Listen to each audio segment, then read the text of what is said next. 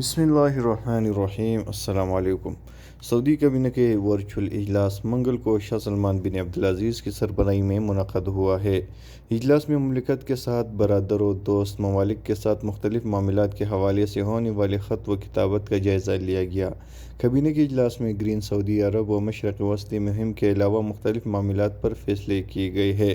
سعودی خبر رساں agency SPA کے مطابق وزیر مملکت رکن کابینہ و قائم مقام وزیر اطلاعات ڈاکٹر عصام بن سعد نے بتایا کہ اجلاس میں گزشتہ ہفتے ہونے والی گروپ 20 کے اجتماعات میں مملکت کی جانب سے کی گئی یقین دہانیوں کی تائید کی گئی ہے، جس میں عالمی معیشت کی اصلاح کے لیے مملکت کی جانب سے ریاض انیشیٹو برائے عالمی تجارتی تنظیم اس بارے میں گزشتہ برس گروپ کے رہنماؤں نے منظوری دی تھی، جس کے مطابق مضبوط، پائیدار اور متوازن و جامع ترقی کے حصول کے لیے اپنے کام کی حمایت جاری رکھنا ہے، جو نہ صرف خطہ بلکہ دنیا بھر کے خوشحال و امید افزا مستقبل پیدا کرنا ہے۔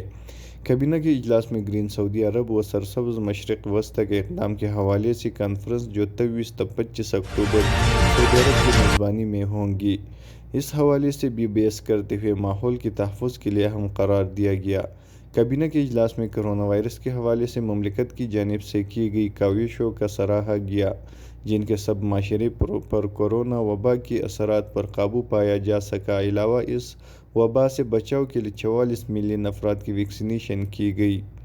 اجلاس میں متعدد فیصلے کیے گئے ہیں، جن میں وزیر خارجہ یا ان کی نیابت کرنے والے کو جمہوریہ ہنڈوراس کے ساتھ مختلف حوالوں سے تعاون کرنے کا اختیار تفویض کیا۔ وزیر اطلاعات و TV و ریڈیو اتھارٹی کے نگرانی آلہ یا ان کے نیابت کرنے والے کو ویتنام کے اہم منصب کے ساتھ مفاہمی یادداشت پر دستخط کیے جائیں گے۔ علاوہ اس کابینہ کے اجلاس میں مختلف ملکی معاملات پر اتفاق کیا گیا۔